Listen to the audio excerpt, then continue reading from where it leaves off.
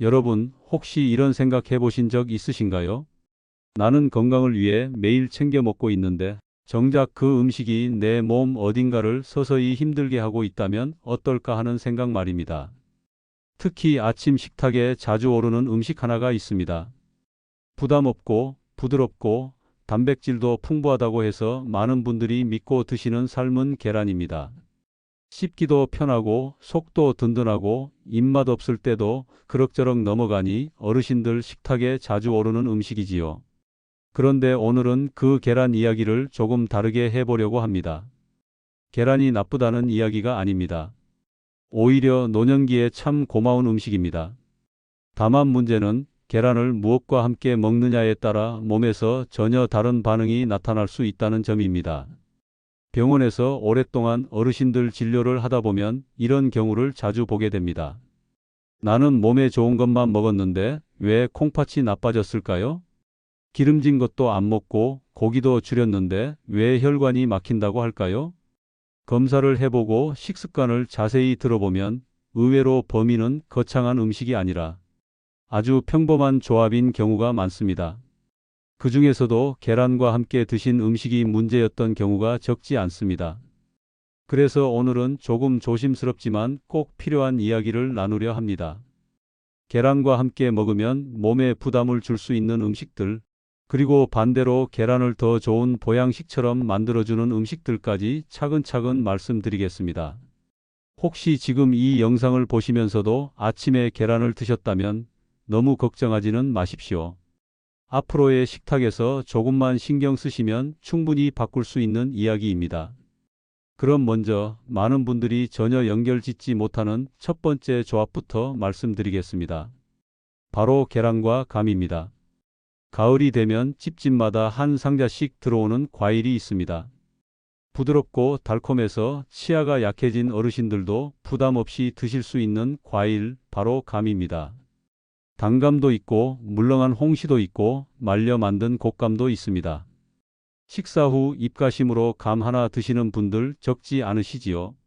특히 아침에 삶은 계란 드시고 후식처럼 감을 드시는 분들도 꽤 많습니다. 겉으로 보면 참 좋은 조합처럼 보입니다.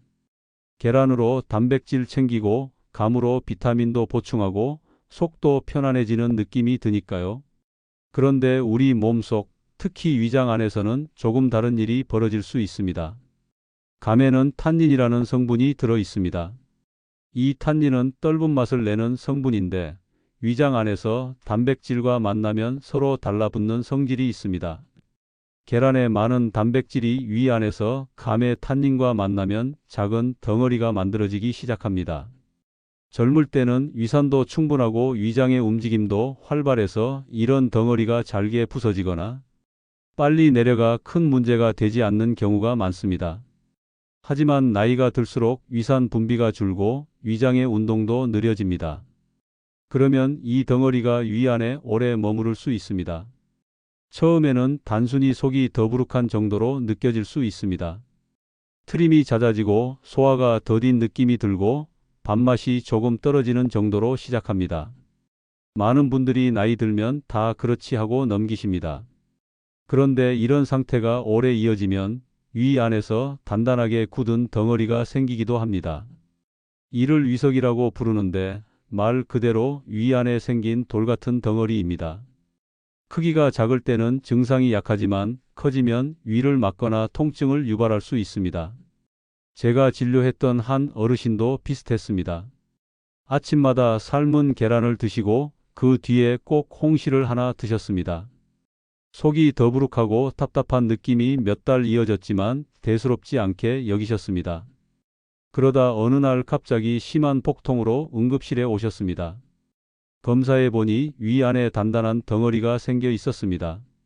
모든 사람이 이렇게 되는 것은 아닙니다.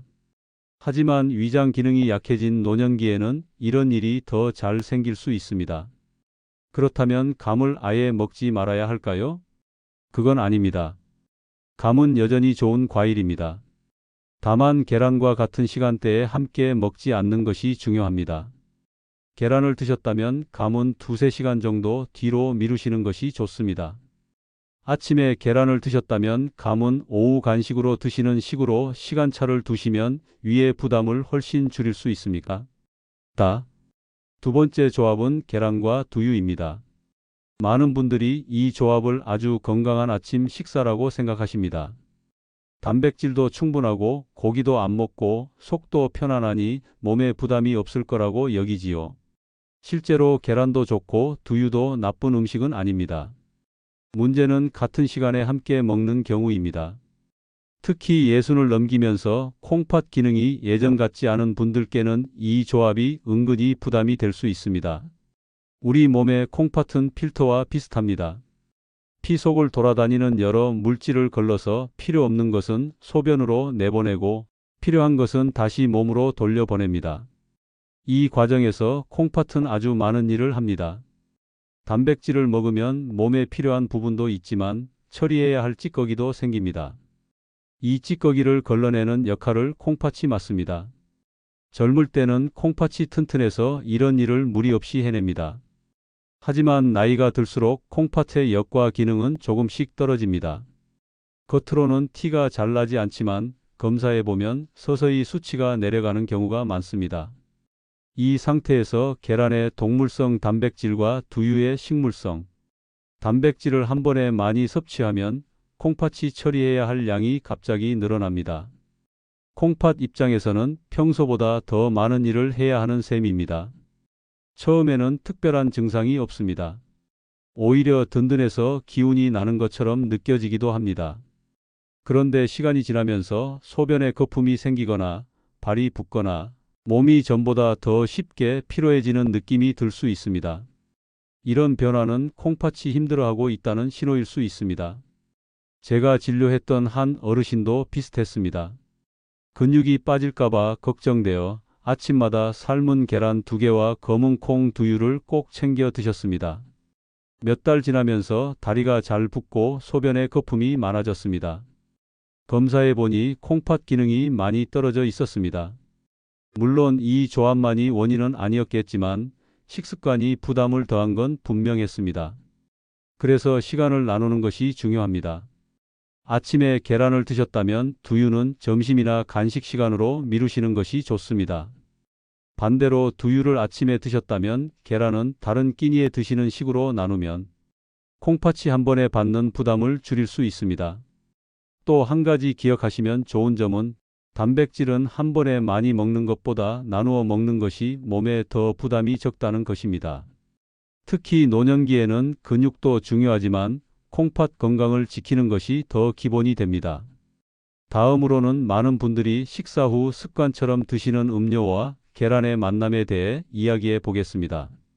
식사를 마치고 나면 뭔가 입가심이 필요하지요. 따뜻한 녹차 한 잔, 커피 한 잔. 하루의 리듬처럼 자리 잡은 습관입니다. 특히 아침 식사 후에는 더 그렇습니다. 삶은 계란을 드신 뒤 바로 차나 커피를 마시는 분들도 적지 않습니다. 차와 커피가 무조건 나쁘다는 뜻은 아닙니다. 다만 계란을 먹은 직후에 바로 마시는 것이 문제입니다. 차와 커피에는 수산이라는 성분이 들어 있습니다. 이 수산이 계란 노른자에 들어있는 칼슘과 만나면 몸속에서 잘 녹지 않는 작은 결정이 만들어질 수 있습니다. 이 결정이 소변을 통해 빠져나가지 못하고 콩팥 안에 남아 쌓이면 결석으로 발전할 수 있습니다. 결석은 처음에는 아무 증상이 없을 수 있습니다. 하지만 크기가 커지면 옆구리나 아랫배에 심한 통증을 일으키기도 합니다. 통증이 갑자기 찾아와 응급실로 실려오는 경우도 있습니다. 노년기에는 이런 통증이 몸 전체에 큰 부담이 됩니다. 제가 만났던 한 어르신도 매일 아침 삶은 계란과 토스트를 드신 뒤 진한 녹차를 여러 잔 마시는 습관이 있었습니다.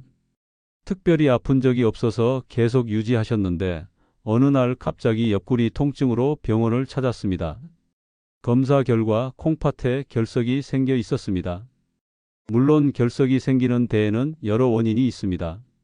물을 적게 마시는 습관, 유전적인 요인, 다른 음식들도 영향을 줍니다. 하지만 계란을 먹은 직후 차나 커피를 마시는 습관이 반복되면 위험을 조금 더 높일 수 있습니다. 그렇다고 차나 커피를 완전히 끊으실 필요는 없습니다. 방법은 단순합니다. 계란을 드신 뒤에는 최소 1시간 정도 간격을 두고 차나 커피를 마시는 것이 좋습니다. 대신 식사 직후에는 미지근한 물을 천천히 드시는 것이 더 도움이 됩니다. 물은 콩팥이 노폐물을 씻어내는데 가장 기본이 되는 친구입니다. 지금까지 듣고 나니 먹을 게 없네 하고 느끼실 수도 있습니다. 하지만 중요한 건 피해야 할 조합을 아는 것과 좋은 조합을 함께 실천하는 것입니다. 이제부터는 계란을 더 든든하고 고마운 음식으로 만들어주는 좋은 친구들을 말씀드리겠습니다. 첫 번째는 양파입니다. 양파는 흔하고 값도 비싸지 않지만 몸속에서는 꽤 중요한 역할을 합니다. 양파에 들어있는 성분 중에는 혈관 속 염증을 줄이고 기름때처럼 쌓이는 것을 완화하는 데 도움을 줄 수 있는 물질들이 있습니다. 계란을 드실 때 생양파를 많이 먹는 게 부담스럽다면 살짝 볶아서 곁들여도 좋습니다. 계란 프라이를 하실 때 양파를 얇게 썰어 함께 익히거나 계란말이에 잘게 다진 양파를 넣는 방법도 있습니다. 이렇게 하면 단백질만 들어오는 것이 아니라 혈관을 보호하는 채소 성분도 함께 들어오게 됩니다. 특히 콜레스테롤 수치가 걱정되시는 분들께는 이런 조합이 더 도움이 될 수 있습니다. 계란 자체를 무조건 피하기보다는 양파 같은 채소와 함께 드시는 쪽으로 방향을 잡는 것이 더 현실적인 방법입니다. 두 번째는 토마토입니다. 토마토는 붉은색이 선명할수록 좋은 성분이 많이 들어 있습니다. 그중 리코펜이라는 성분은 우리 몸의 세포를 산화로부터 지키는 데 도움을 줄 수 있습니다. 문제는 이 리코펜이 생으로 먹었을 때는 흡수가 잘 되지 않는다는 점입니다. 여기서 계란이 좋은 역할을 합니다. 계란 노른자에는 지방이 들어 있는데 이 지방이 리코펜의 흡수를 도와줍니다. 그래서 토마토와 계란을 함께 익혀 먹으면 서로의 장점을 끌어올릴 수 있습니다. 예를 들어 토마토를 잘게 썰어 계란 스크램블에 넣거나 토마토를 볶다가 계란을 풀어 넣는 식의 요리도 좋습니다. 이렇게 하면 색도 예쁘고 맛도 부드럽고 영양면에서도 서로 도와주는 조합이 됩니다. 혈관 건강이나 피부 노화를 걱정하시는 분들께 특히 잘 어울리는 식탁입니다. 세 번째는 적당한 치즈입니다. 노년기에는 뼈 건강도 빼놓을 수 없습니다. 계란에는 단백질은 많지만 칼슘은 그렇게 많은 편은 아닙니다. 이때 소량의 치즈를 함께 곁들이면 부족한 부분을 채워줄 수 있습니다. 다만 치즈는 짠 제품이 많아서 너무 많이 드시면 혈압에 부담이 될 수 있습니다. 얇게 한 장 정도 또는 소량만 곁들이는 것이 좋습니다. 계란 오믈렛에 치즈를 조금 넣는 정도면 충분합니다. 이렇게 하면 단백질과 칼슘을 함께 챙기면서도 맛있게 드실 수 있습니다. 근데 아무리 좋은 음식이라도 한 가지만 계속 먹는 것은 바람직하지 않습니다. 계란도 마찬가지입니다. 채소와 함께 다양한 재료와 함께 드시는 것이 몸에 더 편안합니다. 또 한 번에 너무 많이 먹기보다는 하루에 한두 개 정도를 다른 음식과 나누어 드시는 것이 좋습니다. 몸은 한꺼번에 몰아서 들어오는 것보다 조금씩 나누어 들어오는 것을 더 편안하게 받아들입니다. 지금까지 계란과 함께 조심하면 좋은 음식, 그리고 함께 먹으면 도움이 되는 음식들을 차근차근 살펴보았습니다. 마지막으로 그래서 어떻게 먹는 게 가장 편안할까 하는 부분이 남았죠. 같은 계란이라도 어떻게 조리하느냐에 따라 몸이 받아들이는 느낌이 달라집니다. 특히 노년기에는 소화력과 장 기능이 예전 같지 않기 때문에 조리법이 생각보다 중요합니다. 완전히 딱딱하게 익힌 완숙 계란은 소화가 느린 분들께는 조금 부담이 될 수 있습니다. 노른자까지 바짝 익으면 단백질 구조가 단단해져서 위에서 분해되는데 시간이 더 걸립니다. 반대로 날계란은 위생 문제도 있고 흡수 면에서도 좋은 선택은 아닙니다. 가장 무난한 상태는 흰자는 충분히 익고 노른자는 촉촉하게 남아있는 반숙입니다. 이렇게 익힌 계란은 부드럽고 소화도 비교적 편안합니다. 위가 약하신 분들, 속이 더부룩한 분들께도 부담이 적은 편입니다. 삶을 때는 물이 끓은 뒤 계란을 넣고 너무 오래 두지 않는 것이 좋습니다. 대략 몇 분 정도 익혀 흰자는 단단하고 노른자는 부드러운 상태가 되도록 조절하면 좋습니다. 삶은 뒤에는 바로 찬물에 식혀주면 껍질도 잘 벗겨지고 식감도 좋아집니다. 또한 계란을 먹는 시간도 중요합니다.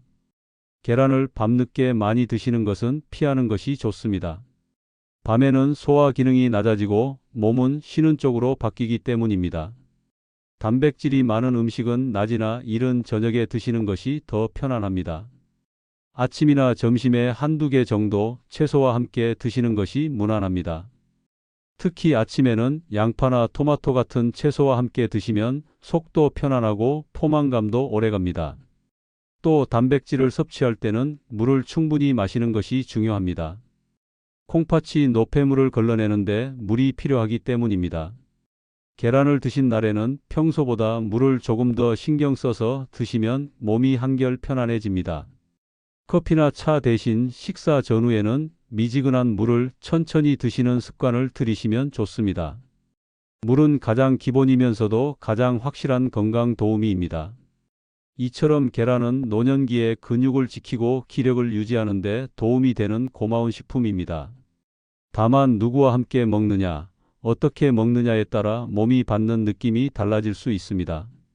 계란과 감은 시간을 나누어 드시고 계란과 두유는 같은 끼니에 겹치지 않도록 조절하시고 계란을 드신 직후에는 진한 차나 커피 대신 물을 선택하시는 것이 좋습니다. 또 양파, 토마토, 소량의 치즈 같은 음식은 계란과의 긍정적인 시너지를 줄 수 있습니다. 그리고 너무 딱딱하지 않게 부드러운 상태로 조리해 드시는 것이 위에도 부담이 적습니다. 건강은 어느 날 갑자기 만들어지지 않습니다. 매일 반복되는 작은 선택이 쌓여서 결과가 됩니다. 오늘 식탁에서의 작은 변화가 앞으로의 몇 년, 몇십 년을 더 편안하게 만들어 줄 수 있습니다. 혹시 주변에 계란을 자주 드시는 가족이나 친구가 계시다면 오늘 들으신 이야기를 조용히 나누어 주셔도 좋겠습니다. 함께 건강해지는 식탁이 가장 든든한 보약입니다. 지금까지 긴 이야기 함께 해주셔서 고맙습니다. 다음에도 일상 속에서 바로 실천할 수 있는 건강 이야기로 다시 찾아뵙겠습니다.